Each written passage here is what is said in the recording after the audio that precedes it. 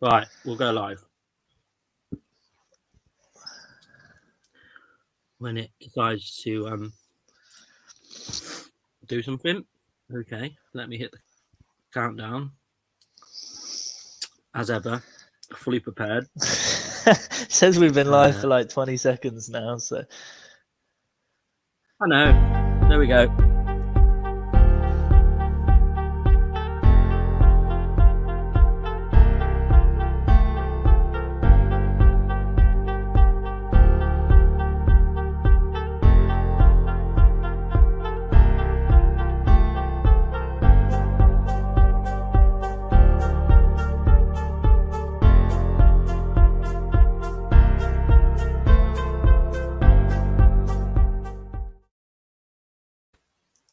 Hello.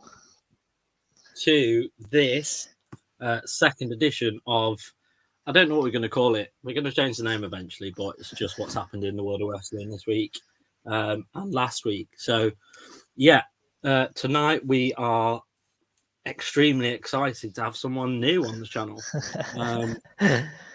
Good friend of mine. I'm actually going to tell a little story because I don't know if you remember this, but we was at Ministry of Sound and an AEW or wrestling pay-per-view was on at the same time.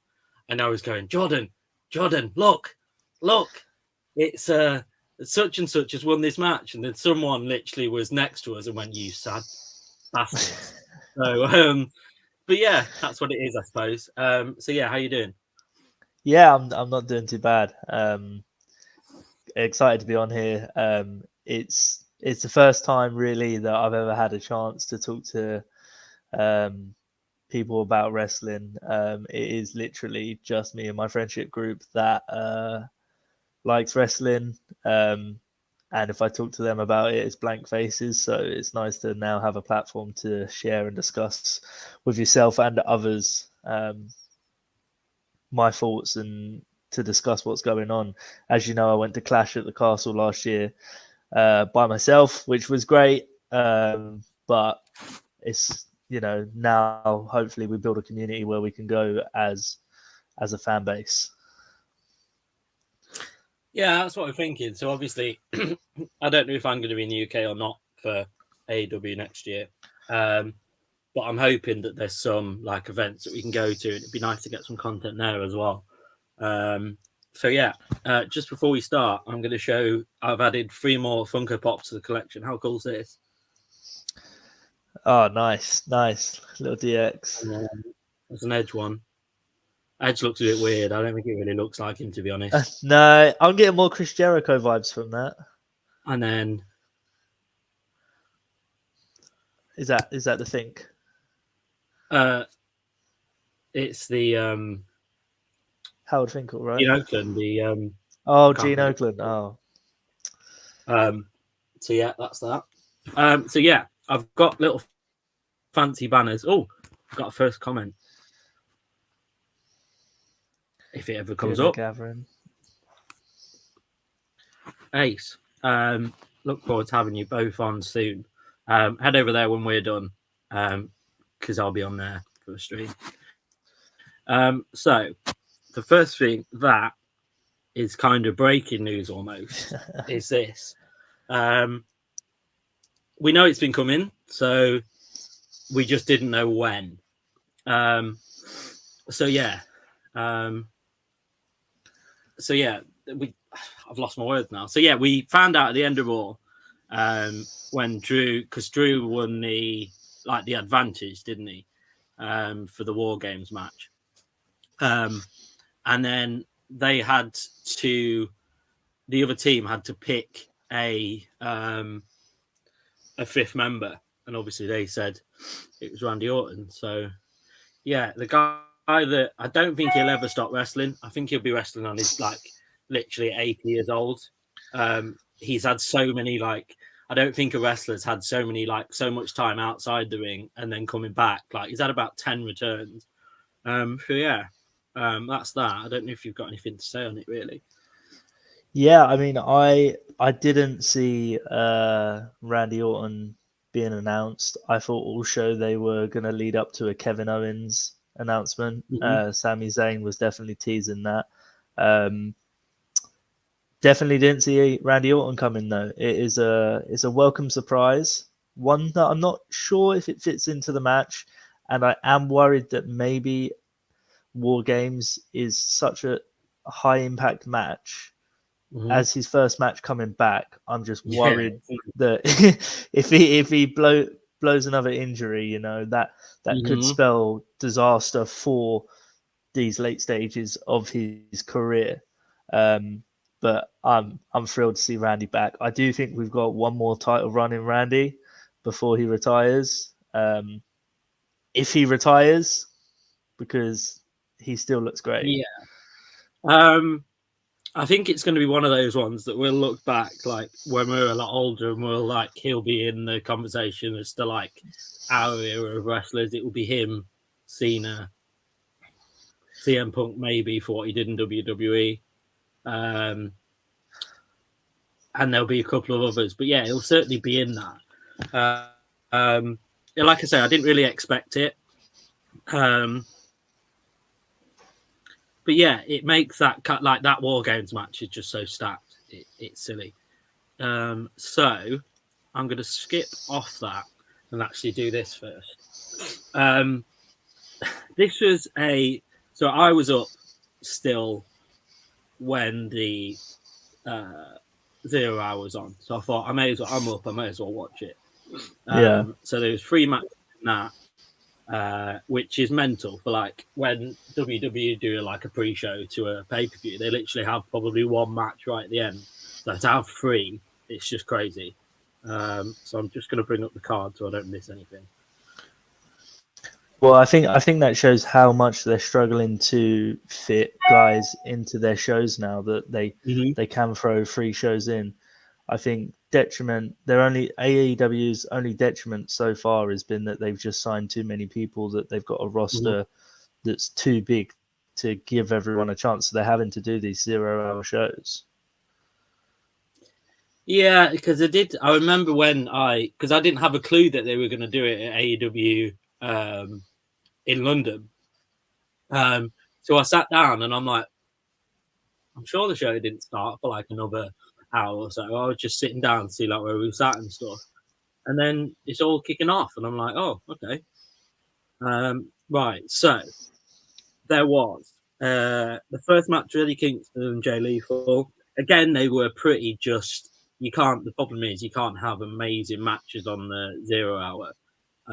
You've got to kind of make them mid. So they're watchable, but not anything amazing. And then Claudio Castagnoli beat Buddy Matthews, which again was just a little bit kind of nothing happened. And then MJF and Samoa Joe defeated Austin and Colton to retain the RH tag team titles. That was always going to happen. I think it was on the basis that MJF gave Samoa Joe a title shot in the future, I'm pretty sure, which is just going to be nuts. Absolutely nuts. Well, did you see he vacated the championship the other week on Dynamite? I think it was. He's he needs a good title push, I think, and if they're going to keep MJF as champion long term, he has to beat someone like Samoa Joe. I feel like a real powerhouse, big guy. To beat him would really establish him as this is the face of the company, and this guy's the real deal. Although most of us already think he is, this is going to prove some of the naysayers, I think, if he comes out of the Samoa Joe challenge. Yeah, it's going to be. I don't really see how they're going to. Obviously, MJF's quite a big guy anyway, but I still don't see how they're going to make it realistic for him to be doing to picking Samoa Joe up, because realistically that shouldn't happen. So they're going to have to do it somehow. They might just do it where I don't know.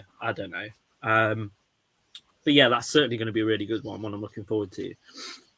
So first match was I'm not going to call him that. I'm going to call him Edge still, because I refuse to call him anything else.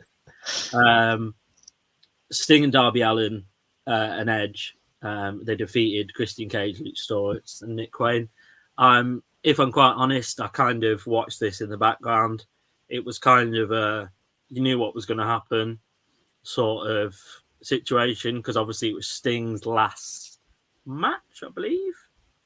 No, Because he I think he's still. I think they're teasing like he's going to have one final big match. It's in 2024. They said at it's at their big pay per view, the one where he debuted at a couple of years ago. That's the one that he's going to have his last match in. It will come to me. I know which one you mean. So yeah, that was kind of that first one. The second one was Orange Cassidy and John Moxley. Obviously, Orange Cassidy won because I don't know, they're just going to keep him champion. I think of that title forever. He's fought literally everyone possible, and he's beat everyone. I know he's fairly good, and his ring work's good, and then his promos are really good. But I don't think he's like, we've got to keep him as champion forever good. Yeah. Again, it's a bit like the Roman Reigns situation, because they've kept him champion for so long. They're going to have to do something absolutely amazing to change that title. So yeah, it was what it was. It was kind of, just as it was. You knew what was going to happen. You don't even have to watch the matches to know that he's going to retain every time. So yeah, that was that. Just quickly on that point, do you think we're at a stage in both AEW and WWE where title matches are so predictable now? Before Roman Reigns or Gunther or Orange Cassidy step in the ring, we already kind of know what's going to happen. And have they got themselves in a hole now where they can't afford these people to drop the belt, but it's just repetitive? Yeah, I think you're probably right. I think that it's a bit like when we used to watch John Cena back in the day. We knew how that match would pan out. We knew that he would go into the ring, get absolutely battered for a great portion of the match, and then come back, have his finisher, and win every time. So it's a little bit like that. It's a little bit sad, really, because obviously that's what runs a company is your titles. And it's just kind of contrast, because they've got an amazing champion in MJF where they're playing the story out so well. But then every other title seems to be, kind of forgotten about almost. I think that's the same in WWE to an extent. There's probably two titles there that it's probably the IC and then the main championships. But then everything else is kind of forgotten about as well. It's kind of sad, because that's really what promotion should run off. But yeah, here we are talking about it, and we can't change it. We can just talk about it. So yeah, the next one, which both Divas matches, I call them Divas matches still. Can't call them that anymore. Yeah, no, you can't anymore. Both matches with Toni Storm and Hikaru Shida was amazing, and so was the. They had a little bit further down. They had Julia Hart, Chris Statlander, and Sky Blue in a match as well. That was really good, and I'm sure there was another one as well. So there's three. They were all really, really good. I think that's something that AEW have always been good at, is kind of keeping, because I think in WWE they've kind of forgot about the women's side of it. They did a real push for it. They had like a pay-per-view where it was an all-women's pay-per-view, and that was great. They had some amazing matches, and then as time went on, they kind of forgot about them almost. But I think AEW do a really good job of keeping them relevant, because they've got so many that are talented, whereas WWE have got like sections. They've got a top 5 or 6 that are top tier, and then the rest are just kind of mid.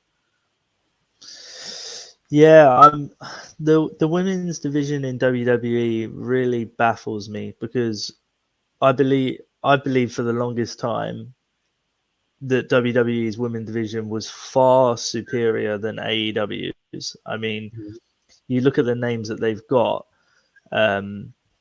it's levels above, but my analogy for this is you could have a football team of world-class players, but it doesn't mean you're going to play well. Mm-hmm. And that's how I feel about the WWE women's division right now, is that they're all world-class, but there's I don't know if it's the writing and the storylines. I think the Damage Control storyline is after War Games. I hope that ends, because that feels like just a terrible version of the Bloodline to me, and that needs to stop. But yeah, the women right now in AEW are killing it. They have, like, the thing that I like as well, WWE are almost scared of to an extent, is that the women's in AEW kind of have like extreme matches where they push the barriers completely, but WWE seem to just have just really boring kind of great wrestling, but kind of nothing else past that. And I do think that NXT have always done a really good job of their women's division. But then the main roster seems to be just kind of, we've got our favourite five and everybody else is just kind of there. We have someone else coming in. Hello, sunshines. How are you? Hello. How you doing, Kyle? Can you hear me all right, yeah? How you doing? We all good? Yeah, all good. We are good. Yeah. Sweet. I'm good, boys. Sorry I'm a bit late. Sorry about that. It's all good. Did you see the pop figures that I've got now? The new editions? Nah, I haven't, nah. How cool is that? How many of them have you got now, Sam? 1, 2, 3, 4, 5, 6. There's a CM Punk one. That's supposed to be Edge, but we're debating whether it is or not. Wait, that's Edge? Yeah, I know. It's Prime 2000 Chris Jericho for me. Yeah, Chris Jericho one actually more... the Chris Jericho one I want to get next because it has the little list book with him. He's holding it. That's it. That's it. Yeah, this is a. I didn't realize. Look, Gene, you can move Gene's head around. What, can't you do that with the rest of them? Yeah, I didn't realize until today. Oh no, you can. I can on Edge, and I can on Gene, but Shawn Michaels is next, just so rock solid that it's not moving anywhere. So there we go. Right, where were we at? We were at. I'm going to skip past that match because that wasn't. Oh no, it wasn't. That was a ladder match. That was probably one of the better matches. So this was just mental, like a ladder match. There was obviously the high flyers just jumping off everywhere. It was just mental. But obviously, the one we all want to talk about, which is next. Did you get a chance to see it, Carl, before you've come on here? I didn't. I've seen clips. I haven't seen the full match. It's mental. Yeah. So Swerve Strickland, I need to watch. Adam Page. Yeah, it was crazy. I haven't seen a match like it since watching the ECW pay-per-views. It was just mental. Like, imagine getting out a stapler and actually stapling the other person's chest. Like, that is just mental. It's got like remnants of people bringing in like cheese graters and stuff to ECW arenas and just them using it as weapons. It was crazy. I've never seen anything like it. So yeah, I know they kind of push the barriers in terms of what they can do in matches, but this was kind of next level. Where this is it gave me indie scene pure deathmatch vibes, where you don't know the next spot if someone's actually gonna not make it through it. For me, like stapling an opponent is pretty bad and pretty wild. for Swerve to go and staple himself, staple himself like multiple times on the chest. That's crazy. Yeah, and So obviously, I did see the sorry Sam, but I did see the blood drinking bit as well. Like yeah, this was something I again would have never expected. Yeah. I hope they all had testing before and after the match, because if they didn't, they were both in dire straits. And I hope they've had the tetanus as well. But yeah, it was certainly something that I didn't think I'd ever see. I just don't really know how to describe it for anyone that hasn't seen it, other than you must go and see it. Obviously, if you're a little bit squeamish, probably not. It wasn't for the faint-hearted at all. Well, that's what surprised me. Like, to be honest, that they went that far. Like, because you really don't see that these days anymore, unless it's like you said, in the indie promotions like JCW, we see it like places like that, right? But we don't see that on like AEW, WWE. We don't really see that to that extent. It almost reminded me of like watching like the rise and fall of ECW pay-per-view, when they knew that in order to stay anywhere near the WWE and in the picture, they had to just do something that nobody else was willing to do. And it was almost like that. It was almost like, here's your madness moment that not just the wrestling scene are going to be talking about, but it hit like normal news sources because of just how wild it was. Just before anybody else, I'm going to catch up with the comments because they are coming in. Put the light out. Am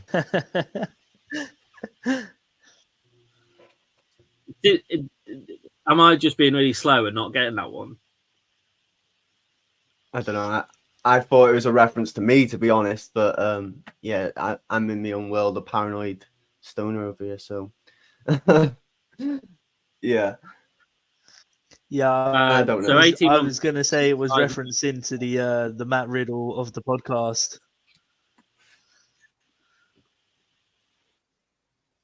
Well, I wasn't far okay. off. I wasn't. So far 18 off. months on the sideline. Hope he's okay. Shared on our community page. Thanks for that, Lee. HBK no selling. I guess that was to my Funko Pop, and I'll describe it gross. No, I thought it was great. I thought it was absolutely fantastic. From what I've seen, I'll agree. I thought it was needed. I think when because we had this conversation the other week, when they're so far away from money-wise and exposure-wise to the WWE, they've got to just do crazy things that nobody else is willing to do. So yeah. So then the Golden Jets defeated the Young Bucks. Go on. Sorry, I was just going to say that I think it's a very clever move by AEW, because there's no chance that the WWE are ever going to have a hardcore death match, anything that sort of caliber again. We know that if they're going to have an Extreme Rules match or a street fight, it's going to be a chair shot to the back. There are a huge percentage of wrestling fans out there that aren't watching any televised show because they're not getting what they want. And those ECW fans are still out there. Hardcore wrestling fans are still out there. You know, there's people that want to see blood and guts on a weekly television show, and then people are going to have bought that pay-per-view just to see that. So I think it's clever work by AEW. Yeah, I agree, but that's the thing. Is it too far for these TV like spots? Do you know what I mean? Like, we see it with, you know, the, I'm sure we've talked about this already. The cocaine spot on, was it NWA? Mm-hmm. Is that right? Yeah. Yeah. Things like this seem to, like, it's exciting for fans like who enjoy that stuff, but it's risky for the TV companies. Do you know what I mean? I hate to sound like a prude and a parent, but it's not great, is it? If you walk into the room and your child's watching somebody else drinking somebody else's blood. Well, that's it, isn't it? It's like because unfortunately that's a big percentage of wrestling fans. So you've got to kind of factor that in as well. Yes, it's okay for anyone else because they know it's completely a show, but it's going to be quite scary if the next morning a child goes into school and said, "Do you know what I was watching yesterday? Somebody drinking somebody's blood and spitting it out on the screen," and they're going to go, "Oh my god, this child needs some help." But to be fair, if that's a film, no one cares. Yeah. You know what I mean? If that's in a series, no one cares. Yeah, you're right. Yeah, you can guarantee these kids are watching The Walking Dead and Game of Thrones and any other thing on TV. So for me, you know, it's attitude error, and it's not something that we're used to with these current models. And in my own personal opinion, if you don't like it, make your kid watch SmackDown on a Friday night, and then they'll blur out a chair shot. And then blur out whatever's said in the crowd as well for the chance. So I will clear up the earlier reference. It was a Gene Oakland reference. That was in Lee's time of wrestling and certainly not mine. So sorry for that, Lee. It went straight over my head. I'm sorry. I do that when him and Posh are kind of like quoting stuff, and I'm thinking, I'm not really sure what they mean. So yeah, the next one, the Young Bucks were defeated, and I also hear from certain individuals that the Young Bucks are all but finished with AEW, and they're getting kind of bored of being there, which it's going to be huge for everyone else, because they are one of the best tag teams I think there is out there. Their potential for kind of 5-star matches and how many they've had. I know 5-star matches don't mean that much, apart from it was a really good match. But every match they seem to be in, I'm not a massive fan of tag team wrestling, but every match they seem to be in, I want to watch because I know that there's going to be something about it. So yeah, that's that really. Obviously, could be completely made up by someone. It could be factful. We don't have a clue. So obviously, we've got the main event now, which obviously was going to be it wasn't going to be an MJF because on the pre-show he got polaxed. So we obviously knew what was going to happen. We obviously knew that it wasn't going to be not MJF wrestling. And it wouldn't have been Adam Cole with like one leg because that was not going to end very well at all. It's going to end up with 2 broken legs. But yeah, that was that. So obviously MJF came back. Really good fight about that, boys. in the end. But again, we kind of, like we alluded to earlier, we kind of knew the outcome and what was going to happen. I do think it was really good because it's not someone I would have expected for them to push to challenge MJF really. But I'm really pleased that we got to see that because they're kind of the same, almost the same kind of build, and body type. So it was quite a match that we quite wanted to see. Don't know if you've got anything on it. Yeah, no, I thought it was a great match, and I think both competitors were at top level for it. I'll go back to my point earlier. As good a match as it was, I do think MJF has fought a couple of guys that are his own size. So if they do pull the trigger on him and Samoa Joe, that's gonna be the match I want to see MJF come through. Yeah, I think it's going to be a really good one. I think they'll probably, it won't be like in the next couple of pay-per-views. They'll probably kind of build the story up for quite a number of weeks to make it kind of this mega sort of fight. Because there's certainly not a potential for storylines and stuff between the two. So Lee's put, it's okay, I'm really old. I'll also be getting that way when I turn 28 this next year. So yeah, it's scary. It is really scary. But as like I say, I'll be watching wrestling until I'm 90, and I'll also still be going to events and raves when I'm 90. I don't care. If I stood in the back in a wheelchair and just be sat there, I really won't care. I'll still go because I can't imagine life without either of them, to be fair. So yeah, we've got that. Next, we have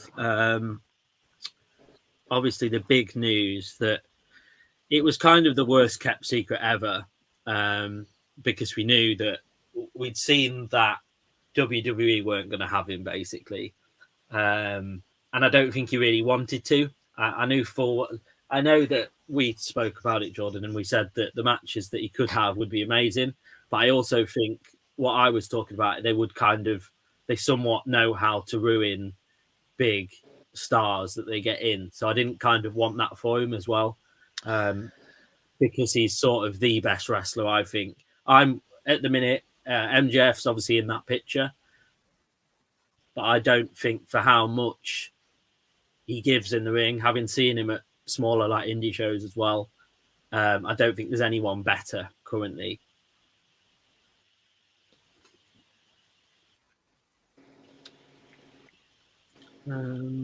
Yeah, I mean, he's just right now. He's just on a whole different level to everyone else. I mean, if I was to have to pick a side, I would be Team WWE over AEW. So it hurts me that he's not gone to WWE, but it is the best move for him. I do think WWE would have roboticized him, and he would have gone down the path of AJ Styles quite a bit. And I don't think that's what Ospreay wants. Although we could have seen Ospreay versus Seth Rollins versus Ricochet versus Roman Reigns. It's not the right move for him. Not yet, anyway.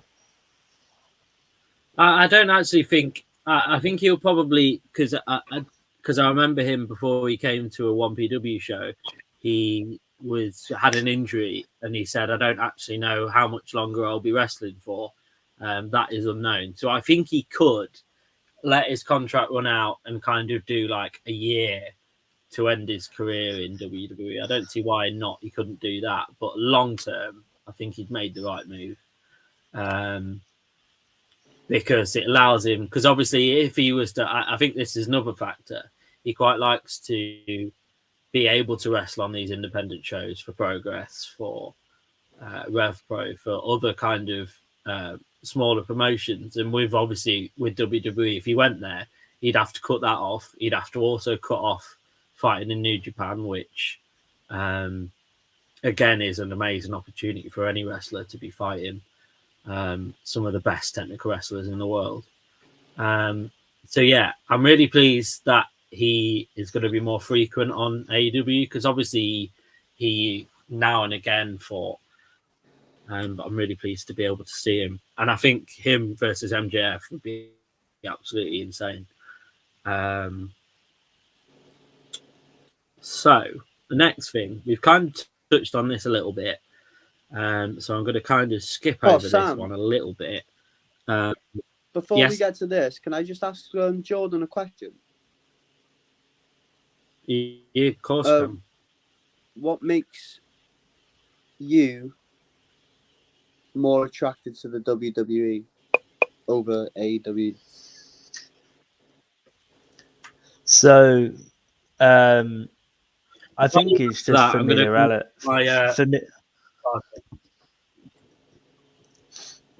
I think it's just familiarity. I can't say the word, but it's what I know. And at the start, I was just like, I kind of naysay the AEW for a bit. I was like, they're just going to be around for a couple of years. It's going to be a whole nother WCW thing. I didn't buy into it at first. I bought into it now. But it's just, I think as well, for me, it's the ease of watching it. For me, I know I can go on the WWE website. The highlights are there within 2 clicks for me. I've got the network. It's all there readily available for me. For me to try and find AEW on UK TV is I have to record it. I have to go back and watch it at a later time. I think it's just the ease for me. But I will say AEW's main roster and the matches they are putting on are 100% better than WWE right now. When I say I'm team WWE, I should specify I'm probably more team NXT than anyone else. That's fair enough. Sam's told me that he's a big fan of NXT as well. He's told me some good things about NXT because I'm like someone who's just coming back to wrestling, like from the good old days. Like I was a big fan, obviously, a big mark, but I sort of fell out of it, like when it went more PG and all that happened. But I've came back into it, and obviously why I've started the channel. But yeah, since I've come back into it, I've just found myself more gravitated towards AEW purely because of the more ruthless style. Like, you know, and I understand it's not the cleanest of wrestling. Like, there's injuries all the time, every week. Like, you know, but that's wrestling, eh? But yeah, I think it definitely, it's more, I gravitate way more to AEW than WWE for sure right now. I think I do. Yeah, I think I do now, just because, like you said, there's more there's less. So when I watch a WWE pay-per-view, I can pretty much tell every single match and how it's going to go, unfortunately. Whereas with AEW, there's so much that you don't expect to happen that happens. Like I say, I have tried to watch Raw and SmackDown over the last couple of weeks, having known that I've got to do this. But it's been like a real kind of, oh, great. Some of this is really good. Like the end is normally always really good and the starting segment. But then all that in the middle is just trash, to be fair. And it pains me because when you used to watch Raw in like when I was back in secondary school, when you had DX, you'd watch it literally every single minute and you'd be so hooked and it would be unbelievable. But now it's just like, oh, I can just skip 90% of this and I'll still get the gist of it,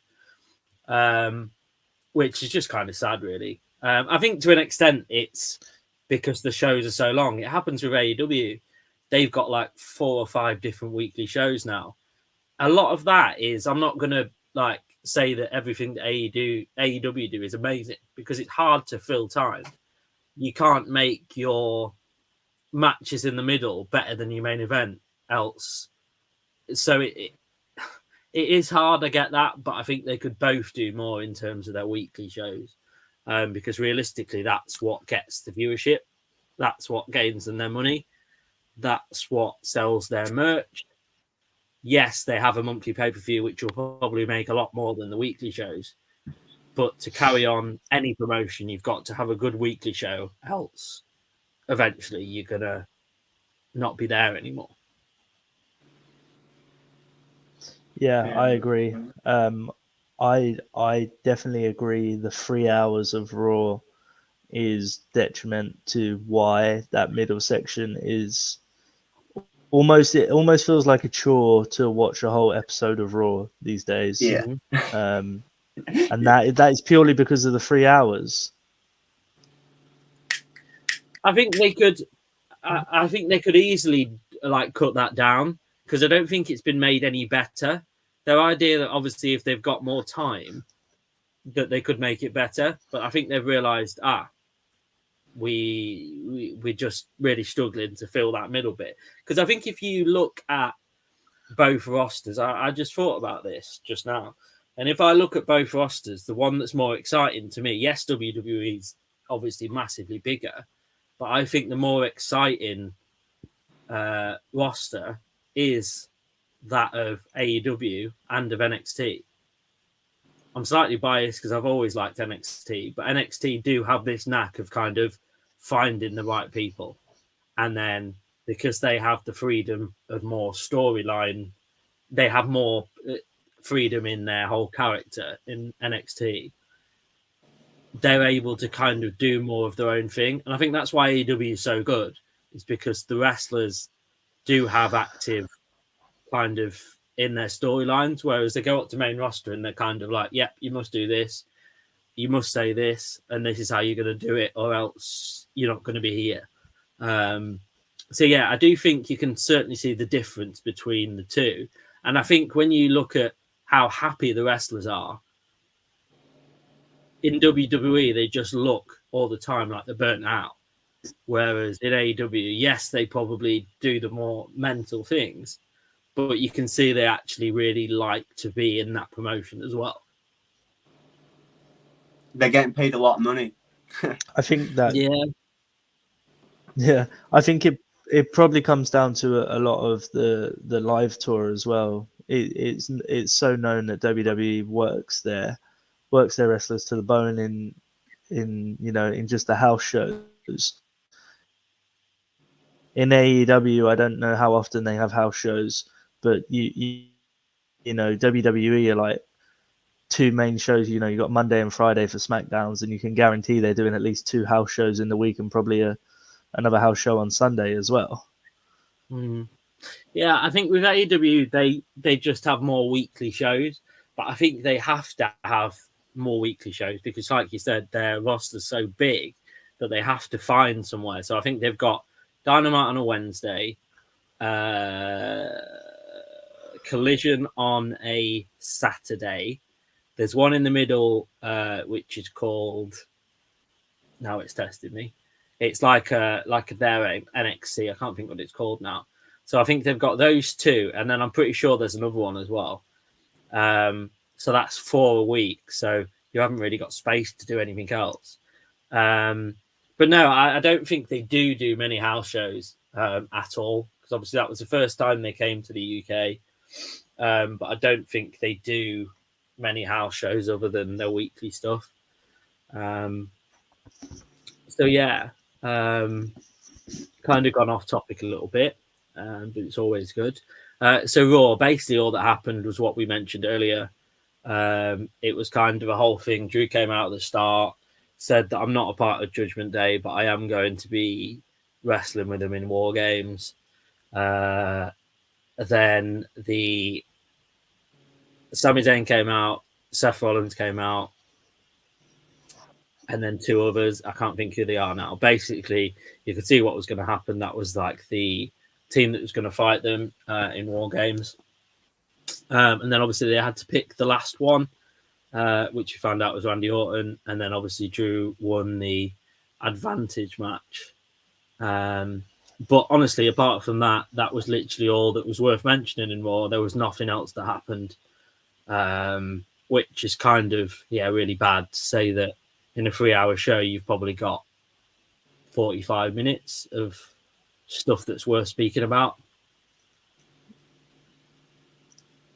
Yeah, that's not great, I mean, I quite like the whole Miz and Gunter altercation. I thought that was quite good. It was good to see Miz deliver a low blow on Gunter and drop a skull-crushing finale on him. I'm not the biggest Miz fan, but to see someone give Gunter a kick in is nice. And then to see new women's tag champ, number 1 contenders, another put together tag team, but it keeps that division going, I guess, of Tegan Nox and Natalia. So yeah, I did find, because there has been some other matches that have also been announced. I did take a picture of it the other day, and I don't know who put it up, but somebody put it up. So like the matches that have been announced so far. When I go past all the stuff that's going wrong with my car at the minute. We'll find it. I'm not sure if you've talked about this yet, but did anyone see that Ronda Rousey? Oh yeah. ROH. Mm-hmm. It's pretty randy. Apparently, she's looking good in the ring. Yeah. She's looking decent in the ring, so that's nice to hear. Because from what I know, she wasn't very good. No, in WWE they killed her, completely ruined her. But yeah, no, I'm hearing good things, but I'm not sure how true they Yeah. are. You know how it goes in this business.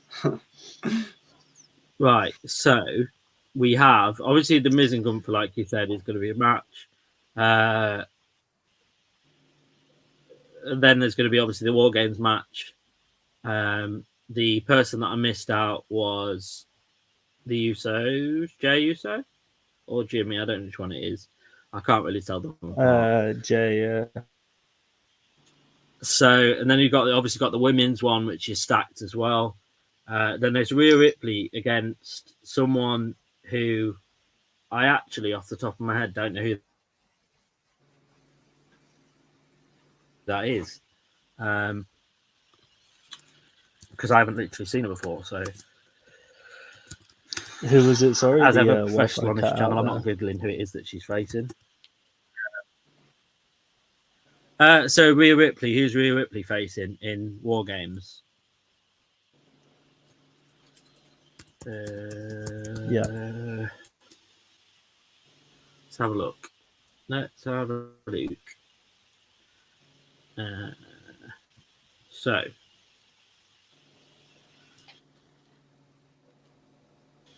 right, we'll come back to that. I'll find. Yeah, so they're the matches we've got so far.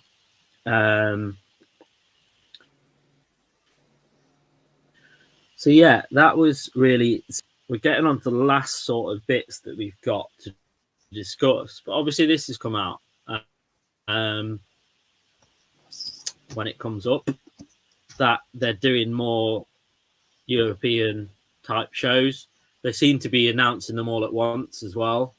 They seem to have realized suddenly after all these years that there is actually fans in Europe that watch the WWE. Before then, I don't think they thought they existed because we'd never seen any events until these last couple of years. Obviously, we've had Money in the Bank, Clash in the Castle. We've got this in France, and then I'm sure there's one in Germany as well that I saw today, I think.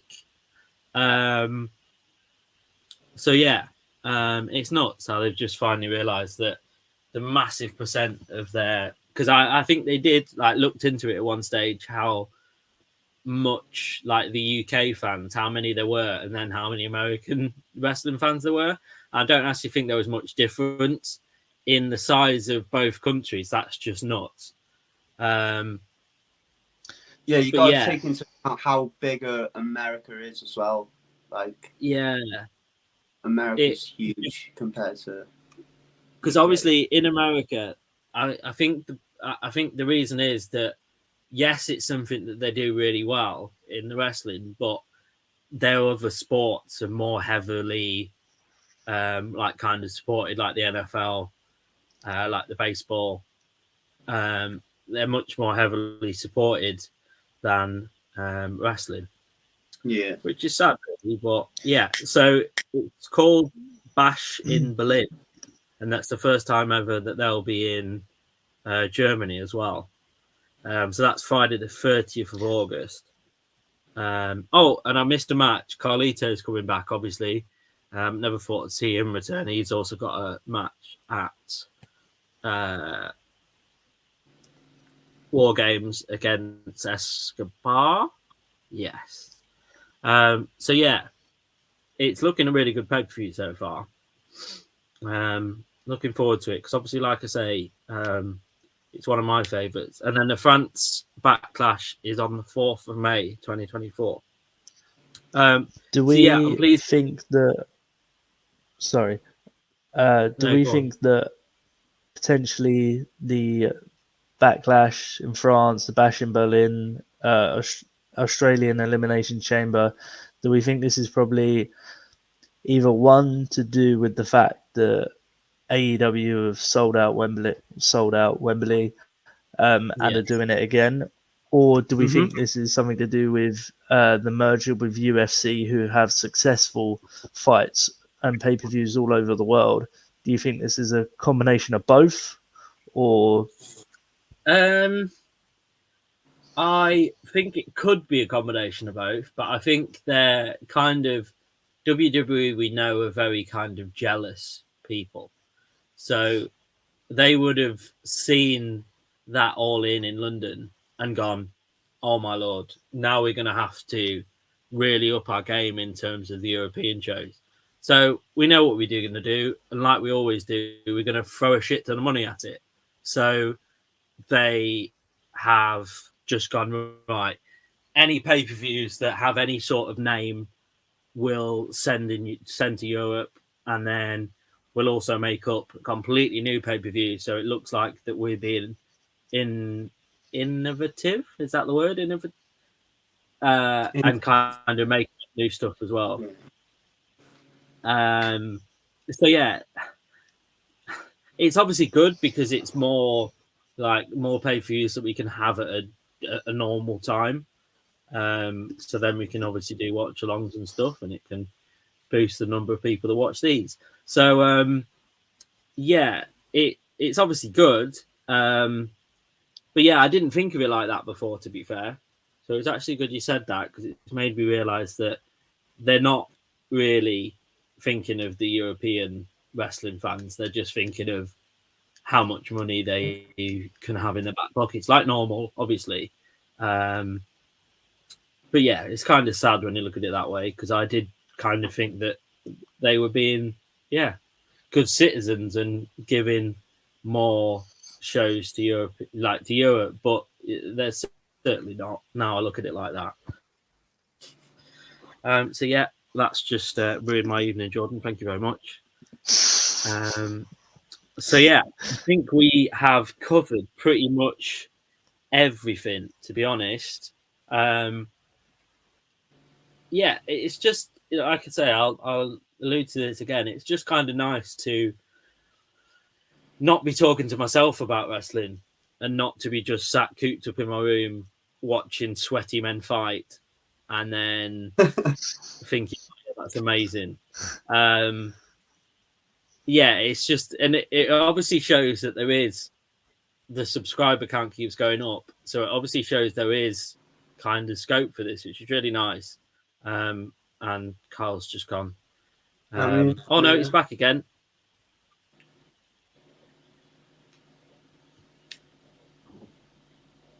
We good?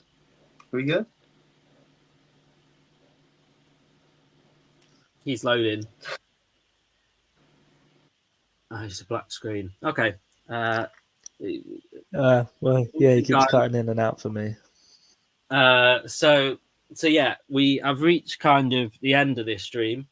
Have seen the numbers of people watching it go a lot more up than last time, which is really good to see. We might get Carl before we end the stream. I don't know. Am I here? Yeah, we can see you. I was here before, but Sam was like, "Oh, Kyle's gone," and I was like, "What?" So yeah, like I say, it's good to have this platform. I hope that we've got lots of good ideas coming forward and moving forward. And like I say, I hope that we can get to a show all together and just be able to film some kind of footage before. We'll be proper professional and go out and just stop random people on the street that've got wrestling t-shirts on. And but yeah, it's been good again. Thank you both for coming on, because before, a couple of hours ago, I was doing this completely on my own. So yeah, I'm pleased about that. We've actually got a comment, I believe, when it comes up. A good note to finish on. Thank you, Lee. Appreciate you tuning in. And like I say, I'll be on their channel as of when I come off this. So yeah, like WWE like do to the wrestlers, I'm being worked to the bone tonight on YouTube. So yeah, thank you both for joining in with me. Go around to both of you. Jordan first. Is there anything that you would like to plug to people? Any social medias, whatever, really? Floor's yours. No, I just want to thank you for having me on, giving me this platform to share my views. Like I said earlier at the start of the stream, to have a platform to put across my views and to talk in the open to other people about wrestling is very exciting for me. And I watch a lot of channels on TikTok, on YouTube about wrestling, so I'm full of ideas, and I really think that there's potential for a British wrestling channel to kind of have its place in the market at the moment. I'm not going to plug anything. It's my first time here. No, go But ahead, yeah, go. all right. This Friday in Leicester, if anyone's watching, myself and Sam are playing. Sam's hosting a night of music in Leicester. All sorts of bass music, house music, drum and bass, dubstep. He's too modest to plug it and let everyone know of how much an amazing night it's going to be. So I'll big it up. If you're in Leicester or the surrounding areas, come down to Basement on Friday, and Sam will just show you how a Dark Knight's night runs. Yeah, I'm looking forward to it because I think I mentioned this before. Like, I didn't think I was ever gonna, because obviously Lincoln as a music scene is absolutely awful. I'm not gonna pull any punches. Like, they had one of the biggest drum and bass DJs that there is and has been for the last, I don't know how long, because he's been going for a very long time. And they sold something like 60 tickets. So I would always know that I was fighting a losing battle. But obviously it comes with a risk if you go anywhere else. So luckily an opportunity came my way that I had to, just take. And we've sold really well so far. We've obviously got tickets on the door. I've actually last night spent 2 or 3 hours and realized my set was like 30 minutes too long. So I had to just rip it to its bare bones. But I have put some things in there that could go wrong or it could go amazing as well. But we shall see on that one. So yeah, that's it really from me. Kyle, anything you want to let everybody know what's coming up? Or Well, there's just there is a video in the works, a Survivor Series video, obviously. That should be out in the next couple of days, hopefully, if the copyright doesn't fuck me over. But yeah, hopefully. So yeah, I think that's it. Subscribe, like, and share the stream. Obviously, thank you to both of you for being here. I appreciate you. And then obviously, as I like to do at the end of everyone, we do have a Patreon, which is in the link of the YouTube channel. Of course. It's there. So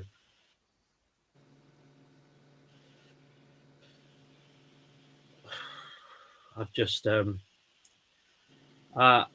we've all gone. So I think on that note, it's a good place to end. I think we're just coming up to an hour, which is really good going, to be fair.